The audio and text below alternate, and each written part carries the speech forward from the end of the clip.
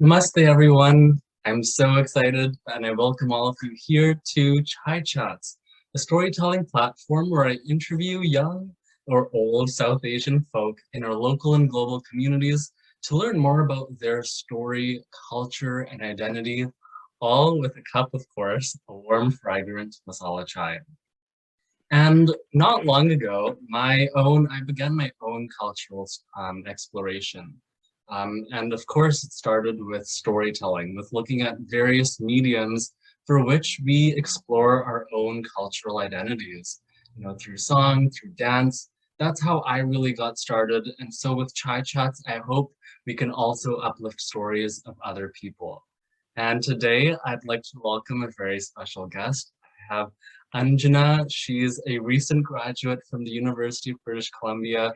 We're so excited to have you on. And why don't you just maybe give a quick little intro about who you are and why you decided to join us today on Chai Chats? Sure.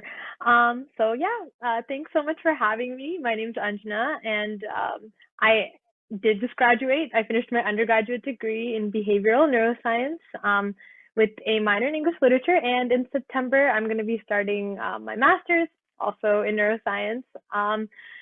In terms of, I guess, my kind of background, my parents are from Kerala, which is a southern state in India, and that's kind of where my upbringing and my culture is kind of from. Although I was born and brought up in Ontario, like near Toronto, so that I guess that's a little sneak peek into me. Oh, no, that's awesome. And yeah, once again, congratulations for just graduating. Thank Pretty you. exciting. But yeah, I think we can sort of just dive into it. And you said that you're born in Canada, but Yes. your family is from Kerala. Because I think a lot of young South Asian folk can definitely relate to sort of the mix of identities, both growing up in Canada, but also having a South Asian or Indian background. So I'm kind of Right. just curious, like, what's your cultural journey? Like, what was it like growing up in terms of, relating to your culture, whether it was through influences from your parents, and how that changed while you grew up to where you are now? It's kind of a Yeah. big question, but honestly, it's up to you for however you want to take it. Sure, I'll kind of start from the beginning, and if I end up being too rambly, you can just cut me off, and We maybe we love can it. go We somewhere love else with it.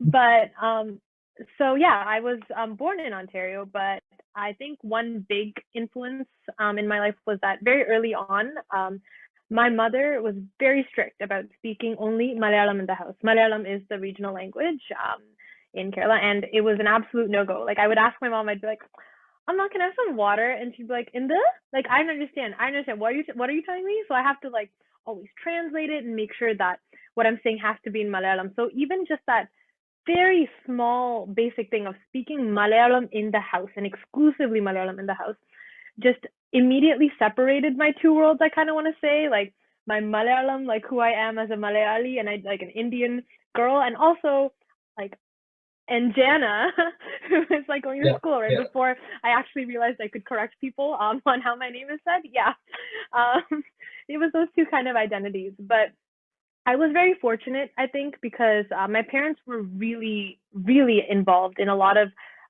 like Indian social circles, and especially with our temple in Ontario. There's the Good Vaidapan Temple of Brampton. So my parents were always very involved in like community events and things like that.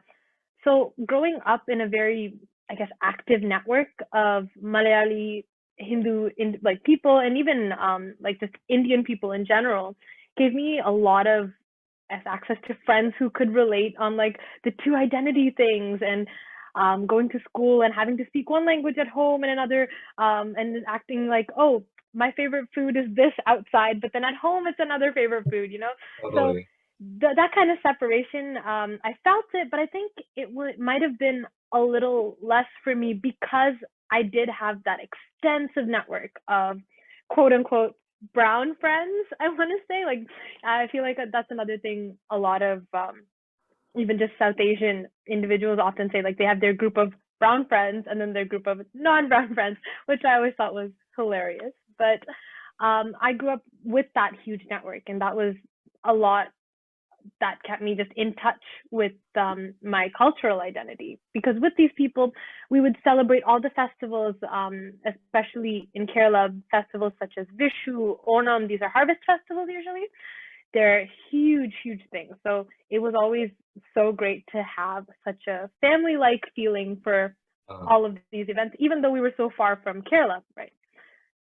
I can totally relate to everything you just said, especially like, with the family being active in the Indian community, even, growing up here in Surrey, BC, like, actively going to the temple and celebrating Yeah, all of the celebrations and all of the rituals. And I'm curious, like, because you mentioned sort of the change in language. So, what being in yes. school and then being at home. I guess my question is, what is sort of the importance of preserving and maintaining the mother tongue or the languages that come from India? Um, did did that sort of influence your own cultural identity, being so close to the language and whatnot? I think so. I think speaking it, especially to my parents and then my grandparents who don't understand English, I think that was the biggest thing for me, like being able to connect with them and Mm, then having to translate English thoughts into Malayalam yeah. and then speaking it to them. And even my mom also made sure that I was fluent in like reading and writing and things like that. So Wow. again, it was that next step of just being fully immersed in the culture. And what I often found was I sometimes would think in Malayalam then. I think in Malayalam, then have to translate it back to English, and you find that the cadence, the way like I guess the respect that is given to like elders, the respect that is given to just the most like insignificant objects, even like the way that is addressed in Malayalam. Sometimes I would struggle to reach that same kind of tone in English, and I think that's always something that I've found myself kind of stuck between, like, especially if I meet a significantly older person, an elder, and I want to be super respectful. Like, how do I say this in English that is Mm, makes it as eloquent as it is in Malayalam? gotcha, gotcha. But so I think culture-wise, it definitely tied me down, having to really think back to Malayalam. Like, that's what I want to connect back to. That's what I need to be thinking. So I guess that's one way that has really kept me in touch. No, that makes a lot of sense because in English, we have one word and it means one thing, but in a lot of these Sanskrit languages or Indic languages, you have one word with so many different meanings, how the tone changes and cadence and even the nuances, understanding mannerisms and whatnot. Like Yes, it's yes, so vast and complex, but I think that's what makes it so beautiful at the same time, just because you can absolutely. express yourself so in so many different ways. And so no, that's really cool. It gives you a chance to like kind of, I guess, put yourself in context of someone else rather than me-centered language. I think a lot of Indian languages specifically that I learned, I'm only completely fluent in Malayalam, but I understand a fair bit of Hindi and Tamil. And all three, I kind of have that thing where it's more people focused. Like the focus is on what the other person is hearing rather than how you're like speaking. If that kind of makes sense. I know it sounds a little weird, Yeah, yeah, but yeah, yeah. No, I actually want to maybe dig deeper into that, like, because I guess living in Canada and whatnot, we just you sort of have English for communication and of course, it is, a way to connect with people. But I'm curious, what exactly do you mean by with Malayalam, it's more people-centric or people-focused? right. So I think it's about like being more considerate of who's listening. And this might be like a weird example, but my mom always had this issue with me and my brother where we would be talking to her. And as we got older, my mom's rules kind of lax a little bit because she understood that sometimes our thoughts just go too fast for us to always translate. So we've gotten to a very, very comfortable Monglish, where it's a mix of both. Mm, But yeah. my mom always had this really big issue with the use of the word you. So if I ask her, like, what do you mean? She'd be like, mm that's, I'm not a you. I don't know what you're talking about. I don't know what this you figure is, but I don't like that. Can we change that? And she'd be like, say, what does Amma mean? And I'm like, Amma, that's so weird. That's like a third person. Why do you want to be referred to that? She's like, it's a sign of respect. Like, Mm. it's not just a you, and it sounds so harsh and pointed. And I think that thing, I guess when I was younger, I did not pay heed to it. I'll be completely honest. I'm sorry, Emma, if you ever listen to this, but um, it's it's often that understanding that you have to think of what the other person is listening and take into account what they're feeling when they hear the words that you're saying. So it's not just about how you want to express yourself. Because at that moment, yeah, I do want to ask, Amma, what do you mean? Like, what are you talking about? But it's more about understanding that to her, she said something and I didn't understand it. So it's my thing to communicate to her, making it more accessible, if that makes sense. No, that makes a lot of sense. So it sounds to me like it's almost very, like it's very much intentional. Like Yes. and it seems like it's a very, it's a way to really, you're connecting with the other person. So it's not just Yeah. talking and sort of a transaction, but you're really sort of, taking in, accounting for what they're thinking and what their thoughts are while you speak to them. I actually I think that. never thought of it that way. That makes so much sense, right? When you're constantly speaking to people, hmm to put yourself in the other person's, I guess, And that's not place. to say that like English doesn't have ways of doing that, but I think we've all gotten so comfortable with colloquial uses of just like every phrase that I think sometimes we forget that sometimes phrases just don't translate as well in other languages. Yeah, And it's something that I think everybody needs to be cognizant of. 100%, 100%. Now, I kind of want to push the conversation more into, the culture where I guess your ancestors are from in Mm-hmm. Kerala. I guess even sort of if you could paint a picture of what what the culture or what life looks like back in Kerala. Even if you want to maybe do like a comparison between life over here, based on just cultural norms and celebrations versus the life that is looked like in Kerala. Sure. So I know I'm very fortunate to say that I have before COVID, I used to go back to India every other year, if not every year. Like I visited my family back home quite a lot.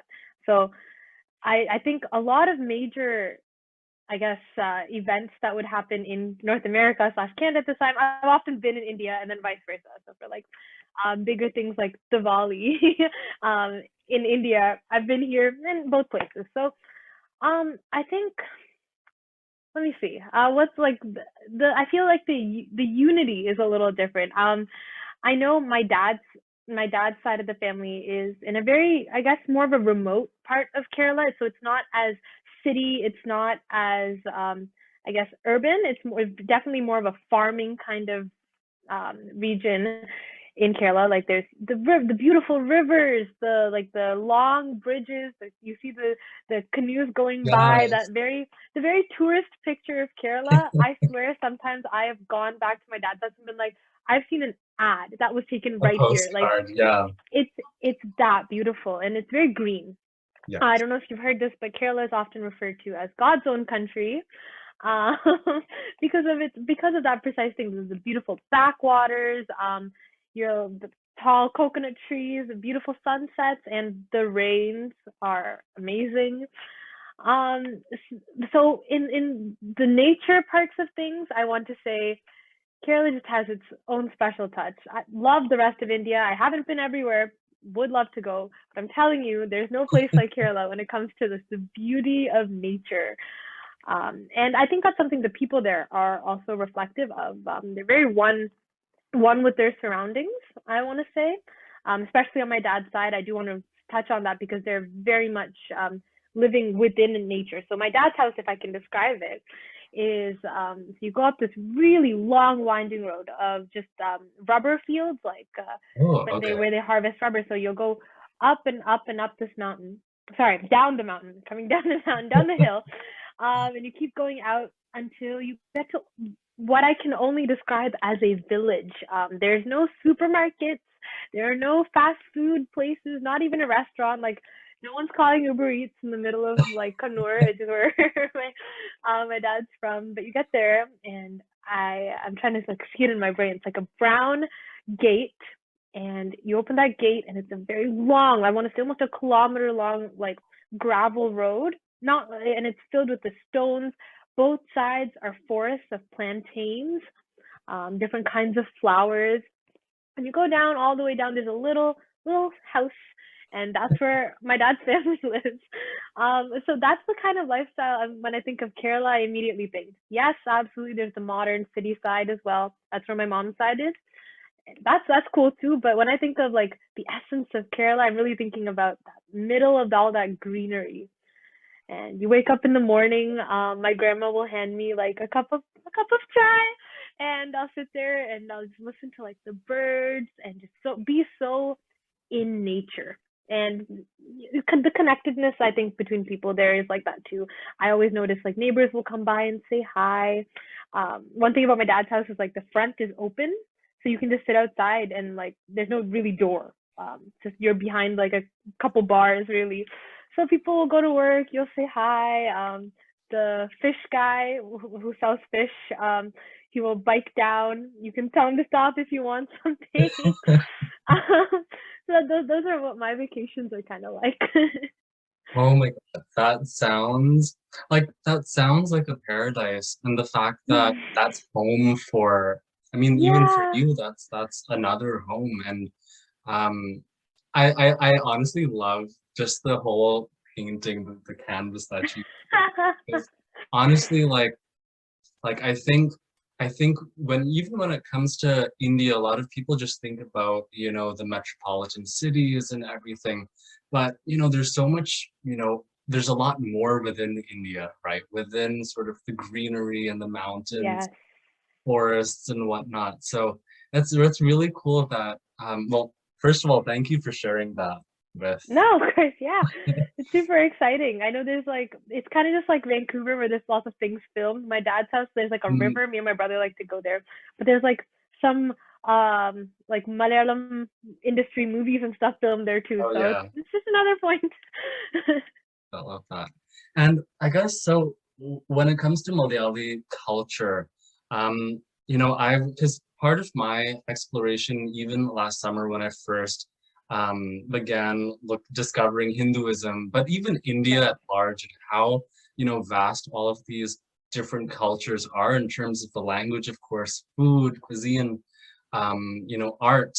And I think it's the art that really stood out to me, especially from Kerala, with Kathakali and all of the other types of dances. And so I guess if you could sort of describe maybe Malayali Kerala culture, using your five senses, like if you could just Ooh. really paint that sort of picture for us. You don't have to go into the five senses, but I guess Yeah, what I'm yeah. trying to get at is for folks that don't get to maybe experience or understand what the culture is, unless they again sit down and have chai with that person, how would you describe Malayali culture? Oh my goodness, that's such an interesting question that I've never really pondered before. Because yes, as you said, like each part of India and each place that people come from, it's India, but it's India through a completely different lens. Like it's not the India that I know from Kerala will not be the same India as somebody from Maharashtra or even like Tamil Nadu, which is the next state over. Like it's not going to be the same. So that's a really interesting question. And I'm thinking about it and I'm trying to come up with like a really good, solid answer for you. But I think I want to say Malayali culture. Okay, maybe we can start with like food wise. Like it's very rice based. Rice, like the main thing is usually you have a rice based item and you have lots of curries. And one of the biggest examples of that is something we call sadhya. So you eat it on like a traditional banana plantain leaf. If you know what that looks like, it's just a big thing like that. And on that, you'll have rice, and you'll have a bunch of different, we call them kutans, so it's like curries, different curries. There will be some that are sour, some that are sweet, some that are more, yes, mixable with the rice. And so that's kind of, in terms of cuisine, we're very much people that like to satisfy all the senses. I know a lot of people think Indian food and they think spicy. Yeah. I would like to correct that notion here. No, it's not just spicy. We have a lot of sweet and sour and what are the other tastes? All of them. Music wise, I want to touch on this because I am a musician myself, a very big, like, very trained musician. So I want to say, um, if you listen to the the songs even behind Kathakali, as you mentioned, or Mohiniyattam, which is another dance form, or there's another one called Sobana Sangeetam, that's a kind of singing, and they're very story based. Things are very much portrayed through stories, abhinaya, which is what we call acting. It's a huge part of Mohiniyattam and Kathakali. If you've noticed, even the makeup in this kind of art, the eyes are often accentuated. That's like the Yes. biggest thing.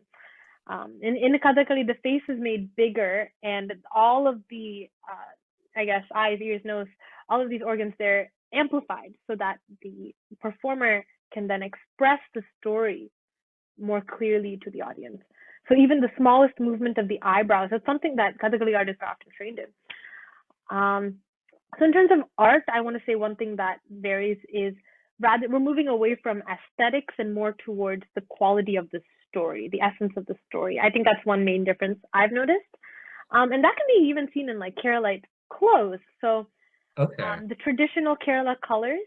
I know a lot of people think saris and they think, the beautiful patterns, colors, like Kanjipuram silk. Yes, all of that is completely valid, but I know Kerala is very toned down. So it's white and gold. That is the traditional outfit. And I don't know where I heard this story, but I think it was my grandma that told me the story that there was a king a long time ago that looked at like the Kerala women and said, no, the women here, they wear white and gold because they don't need other colors to make them beautiful. And I always thought that was kind of a little, Oh, I was like, oh, that's so sweet. Like that's just a sweet origin story behind what has come to be the iconic colors. very true. So for weddings, for big events, you'll find women who are wearing they're very plain. It looks to the I guess untrained, if I want to say, it looks very plain. It's just a white sari with a gold border. That's it. Oh, okay. But it's often they'll wear like a gold chain, some earrings, and it's so plain and understated, but I've always thought it to be the most beautiful. I know one day when I get married, that is definitely the route I'm going through as well. So that's one thing I think that is also something that I could say understated. Yeah, no, that's really cool. And even with what you said for the dance forms and songs, how it's really focused on the story. And so like different parts of the face is accentuated. I'm curious because I'm sure a lot of folks that they may not be familiar with some of the artistic forms. If you could maybe name even, because I know that you also dance or you Yes. also sing, so if you could also maybe just provide an overview of maybe a story from one of the dances that you know, or from one of the. Absolutely, absolutely. So, um, I know for me, learning about particularly Hinduism, yes, Indian culture and all of that as well, but specifically Hinduism, as it is a core part of my identity as an Indian person, as I grew up in a very Hindu household, I was involved in the temple. So, learning dance and music helped me learn the stories that are told in the Mahabharata, the Ramayana, the Gita, like all these key parts of Hinduism I learned through dance, where a lot of people would have learned it maybe by going to like schools or like even just with their ancestors. I wasn't always close to my grandparents for them to teach me things, and my parents are busy too. They're we're a working family, but I guess going to music and dance class is how I learned it. So a lot of the Krishna Leela stories. So there's a very famous story of little Krishna. He's a baby. He's very naughty. He will go and eat some dirt, and he'll put it in his mouth. And his Oh, mom comes out and says, "Krishna, spit it out! Like, what are you doing?" His mom is unaware that this baby, beautiful baby boy that she's holding, that he's God. She doesn't understand. She's saying, "Krishna, spit it out! Like, why are you eating the dirt? Like, this is so disgusting." As most moms, I'm sure will understand, would just freak out. And finally, she gets little Krishna to open his mouth, and inside she sees the universe. So this is one example of like the many stories of Krishna that I have personally been, blessed to be able to perform and understand. The whole, there's many stories like that. There's ones of Krishna with his friends. They go out and they shoot stones at the gopis. Gopis are like the young maidens who are carrying water from the river. They'll go shoot stones at the gopis and then they'll get all drenched. These kinds of little stories of understanding a very prominent figure in Hinduism, right? That's something that dance has given me insight to. There's other ones of Hanuman, of where he goes to go save Rama. Rama asks Hanuman for help to save his brother, who is injured, and so Hanuman goes and picks up a whole mountain and brings it to Rama, because he didn't understand what leaf or what medicine to bring back. So I know for everyone who might not be comfortable with understanding all these characters, it's a little confusing, but I think my main takeaway is that by doing it, by acting it out through the process of learning it through dance and music, I was able to make sense of all of it, which I don't think I would have been able to otherwise. That's so interesting, especially that you said, I guess even for me, like I went to Hindi school and so Yes. schools on Sunday, and I guess that's sort of how I got exposed to Hindu culture and all of the, stories and whatnot. But the fact that, I think even with Hinduism, one really large aspect of it is the storytelling, the art, the song. And I think even knowing how long Hinduism has lasted for thousands of years, right? And so even from sort of what I've began to question is, well, why?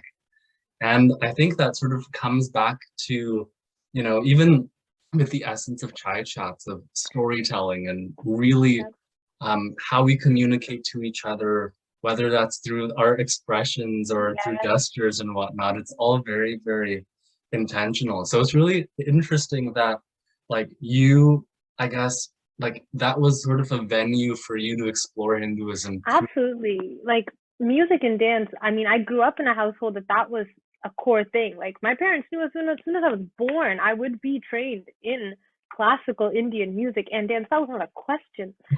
But I guess what they didn't think about was how much my guru, my teacher, how much she would have an impact in just understanding my identity as an Indian person, a South Asian woman, a Hindu woman, like all these three different facets that might not have been so obvious. How much dance and music over the last, I guess it's been almost 17 years since I've been doing Bharatanatyam and Carnatic music, which are both South Asian classical art forms. How much doing that has helped me relate so much back to my culture and being able to fully immerse myself in that. I don't think I would have had that opportunity otherwise. Totally. That's really cool.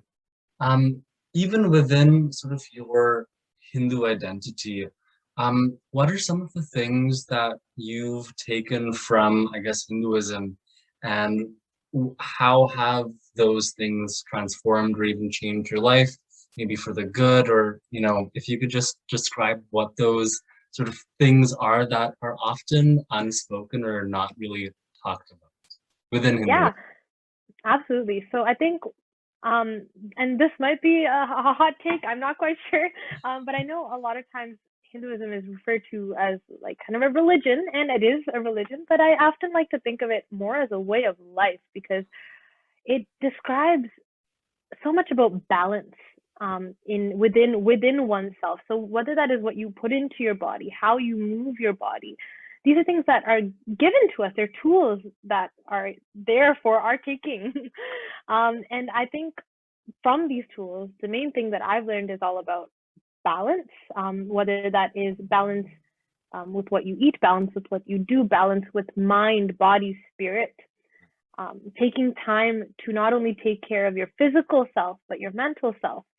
And I think that has been a gateway for me to also relate to a lot of really important things right now, like during the pandemic, when mental health was, the last thing on anybody's mind. People were really struggling. I think being immersed in culture in my Hindu identity.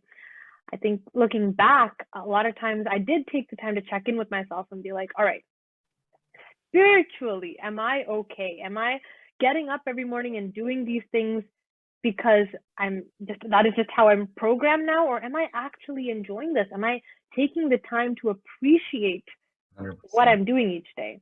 And I have to say that that comes from Hinduism. That comes from the mindfulness practices that are very clearly just I don't want to say like thrown in our faces, but like they're so blatantly evident. Like if you're immersed in Hindu culture, oftentimes you'll find yourself prayers, shlokas, these things that people are, I guess sometimes they get diluted. They'd be like, oh, I did a shloka, like I prayed today, I said the shloka.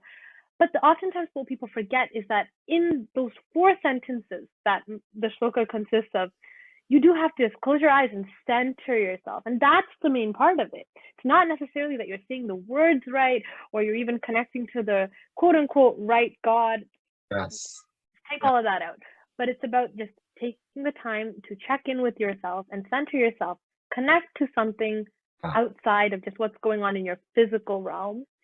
Sounded a little kooky there, but like I think that's the best way I can explain. And that I want to say I've expanded it to all facets of life. When I'm studying as a student, if I'm super busy, I'm not the best person when it comes to just saying no to things. I want to always get everything done. If I wake up at 7 a.m. until midnight, I want to be go, go, go, go, go. Yeah. But having these practices, having the time, meditation, just breathing exercises really help me stay grounded for the lifestyle that I want to achieve. Oh wow. I love all of that. And even because I think when some of my non-Indian friends, they ask like, Akhil, how come you're praying to so many different gods, right? And I think growing up, like I remember, right? Like I remember going into the temple, and so you pass your respects and prayers to each, but not really, at least for me, I didn't really understand why I was doing it, or like what was the importance of connecting, and why we have so many different gods. And I think that's also another beauty of within Hinduism. It's that whether we have thousands of gods or billions of gods, I think it's almost a reflection of the divinity that lies within everything around us, within us. Absolutely.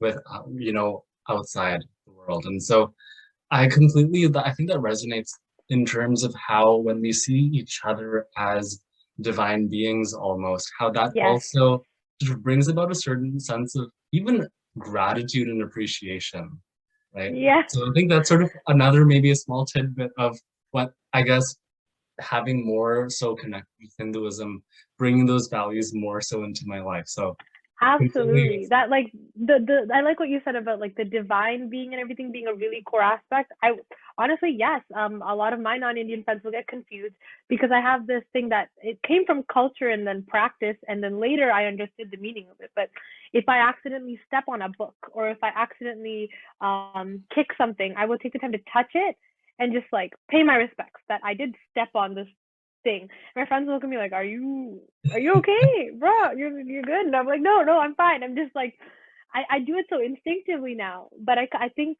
it's another sign of just how much that identity has been embodied in me. I'm not going to say I'm perfect every time and like fully concentrate my mind and say, yes, I respect this book. Not every time, because that comes from a place of habit. But I think doing that just for a second, it'll click. It'll be like, oh, part of my culture. Like, I know it's such a weird way to put it, but it's one of those things that makes you, I guess, like remind you once again, be respectful to everything that's around you, because you are connected to everything that's around you.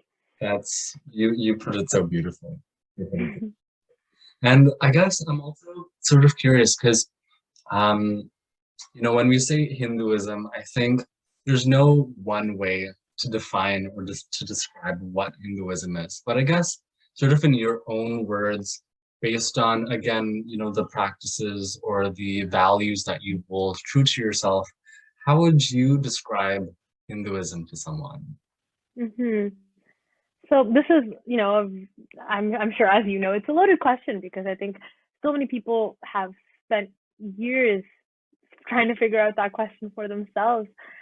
And this might be completely off base, but I think for me specifically, one aspect of Hinduism that I've really resonated with is finding one's dharma. Dharma is, your own core set of values, your own core set of beliefs.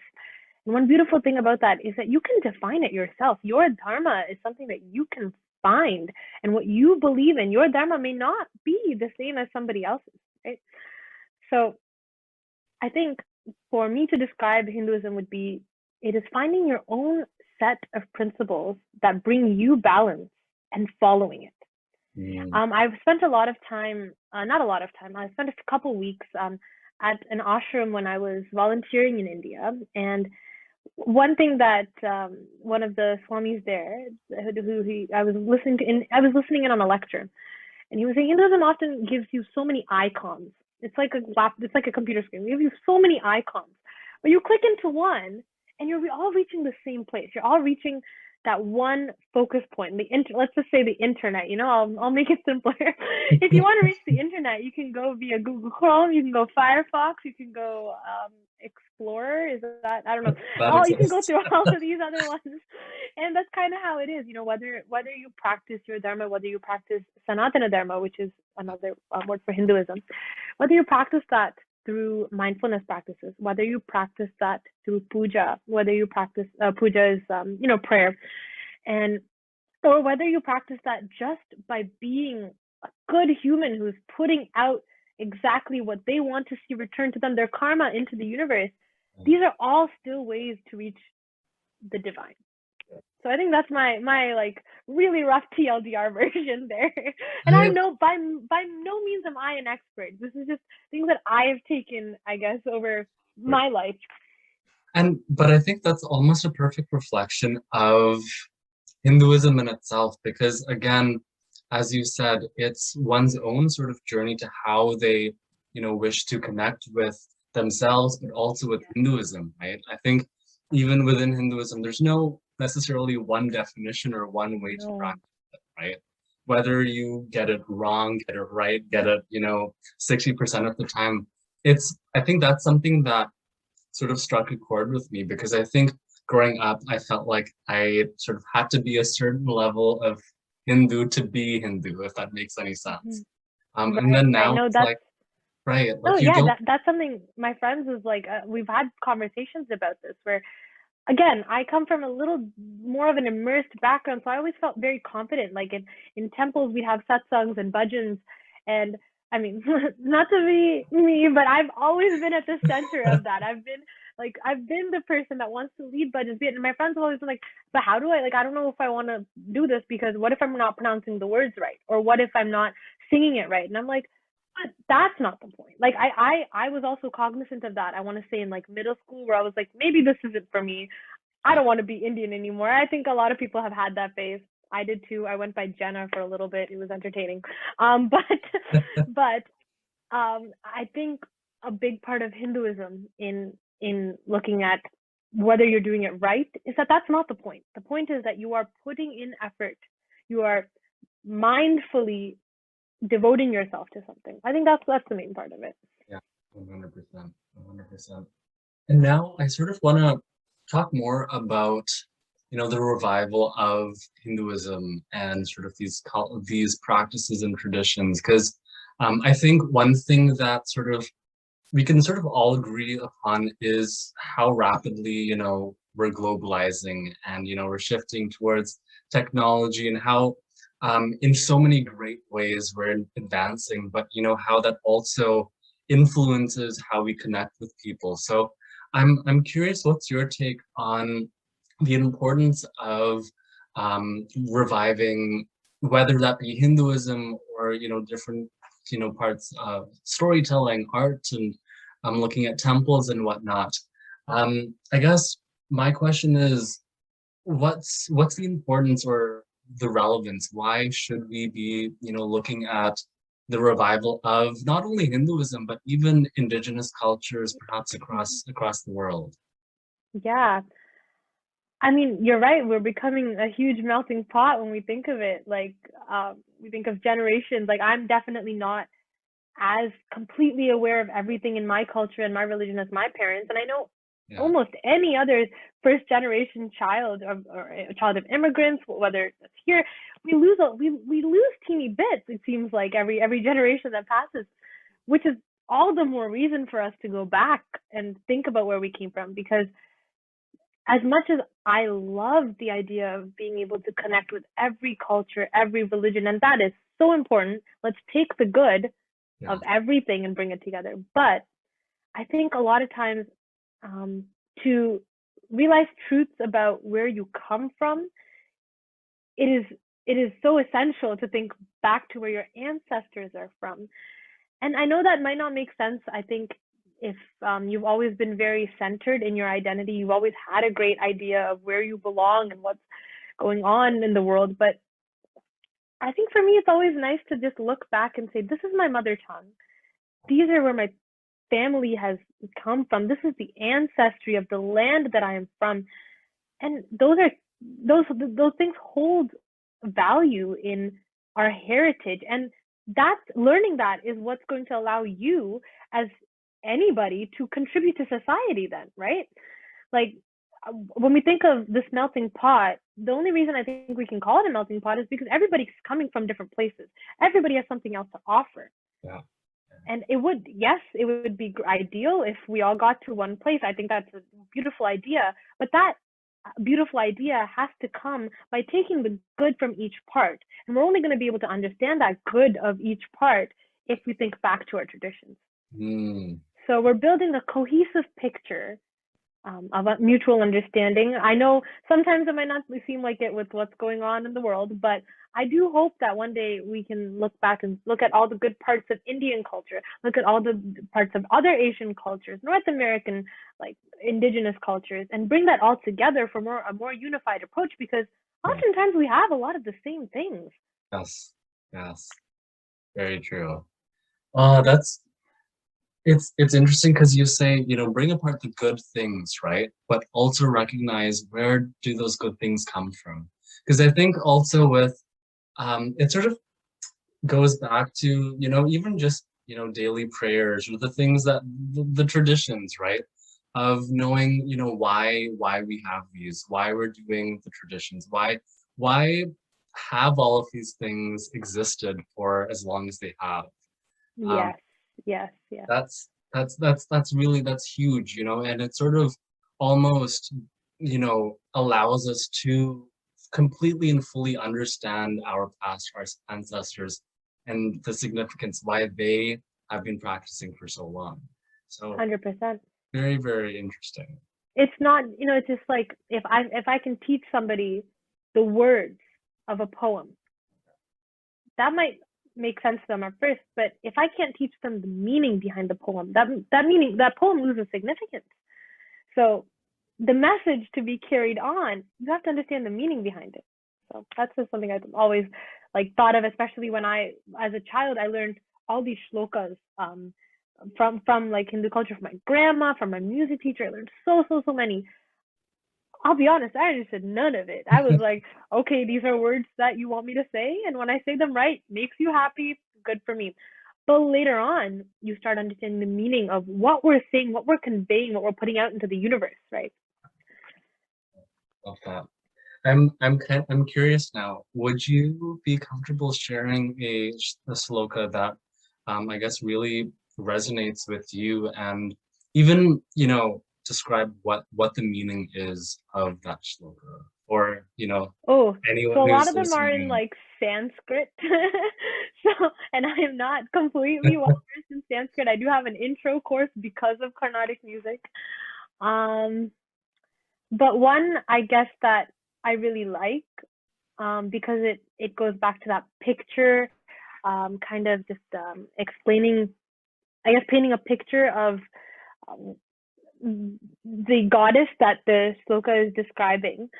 Um, it is a Saraswati shloka. So Saraswati is the goddess of learning and acquiring knowledge of knowledge. And in the shloka, we describe where she's sitting. She's sitting on a beautiful lotus flower, wearing a white sari, and what she's holding in her hands, the lotus and the veena, which is a musical instrument. So I guess I can share that if that's okay. Yeah, It's going to paint that picture of her. And I know not everyone will understand the Sanskrit of it, but that's what the shloka is going behind. Okay. Ya kundendu तुषारहार धवला या शुभ्र वस्त्रावृता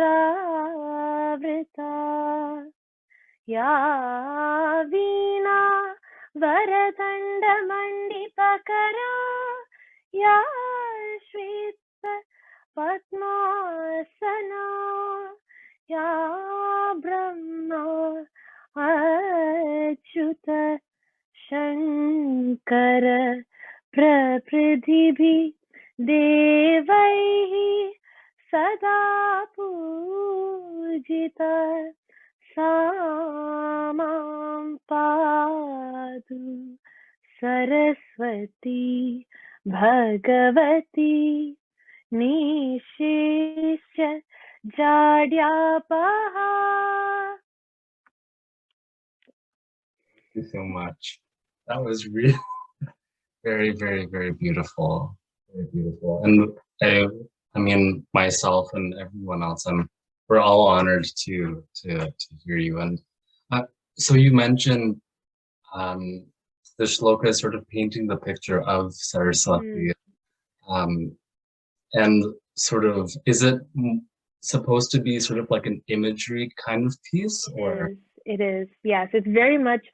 I chose this one very confidently because I know the image that the shloka is very clearly painting. It's I want to say it goes back to that mindfulness practice. By taking the time to see the goddess in your mind, you're centering yourself. You're imagining her sitting cross-legged on the white lotus flower. You're seeing her holding the veena, and that's who you're paying respects to. That's who you are bowing down to and saying, please bless me with the knowledge, bless me with the ability to acquire more from you. Very, very beautiful. Thank you so much, Anjana. And now that we're sort of nearing the end of the chai chat, I wanted to ask you, in your opinion, how can we encourage, or how can other folks, I guess, continue to revive Hindu culture? And, maybe if, folks are sort of questioning their place in this world with multiple identities, what's one thing that you would say to them, again, to even achieve that sort of balance and groundedness within their identity? Yeah, I think the biggest thing, especially if you are unsure and you're questioning, connect with other people, have really open conversations about it. I think a lot of times people think, I don't know anything about it, so what's the point? Yeah. Well, that's the cool part, especially now we have the internet, we have so many things. Like, seek it out if that's something that you feel that you want to know about. Like, don't let your sparks of curiosity die just because you feel that you might be too ignorant. There is no, I guess, starting point. Everybody's at different places, people coming from different backgrounds. My mother, who is, born and brought up in Kerala, she is still learning so much about culture in Kerala and Hinduism. My father too, like, they're all at different stages of their journey and we're exploring it together. So whether it's an Indian identity, whether it is your identity as a first generation Indian person, whether it is as a Hindu, as a Christian, as of any sector, just connect with other people and talk about it. Be like, I'm wondering this. Do you know the answer? Or if you don't know the answer, where do you think we can find out more about that? And it's also about, as you said, revisiting the older things. So learning about the stories. If you are looking to explore Hinduism, visiting like abridged versions of all of our texts is such a great place to start.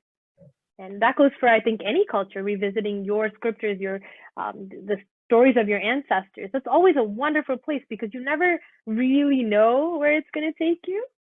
So I think that's the biggest thing. Like, use the tools around us to connect and don't be afraid to explore, because I don't think there's a wrong path you can take. Yeah, 100%. I think sort of drawing what you said at the beginning, that there's really no set path, right? You get to sort of define, what sort of that identity, or you get to define what that means to you, and what works for you, what you can take out. So I think that's actually really valuable, and I know that would definitely have helped me growing up, and I'm sure for a lot of other young, Indic South Asian folk, who may be, growing up in, Canada or elsewhere in the world, but still have that curiosity towards their ancestry and towards their culture. Yeah. So with that being said, I just wanted to thank you so much for, joining me on Chai Chats, and really sort of really painting us a picture of not That's an only, ongoing theme, hasn't it been? Yeah. but I think it's the best way to describe it, of almost letting us into your family upbringing, where your dad was from, and even painting that picture, and then discussing how Hinduism has influenced your life through the storytelling, through the art. I just again wanted to thank you so much for, I guess, letting us into your, your. Oh, of course. And thank you so much for letting me share. I was super excited for a project like this. Like it's going to be so interesting to hear everyone's perspectives, because as I said, there's no one lens that everybody shares, right? So hopefully it'll be kind of like a building a little quilt. Like we're all going to bring a little piece. Uh, It'll be a great project to be a part of. So thank you so much for giving me a platform to talk about my own piece of the quilt, if I may. I love that, and hopefully we can have you back again. Yeah, for sure. Anytime. Love that. Thanks again, Anjana.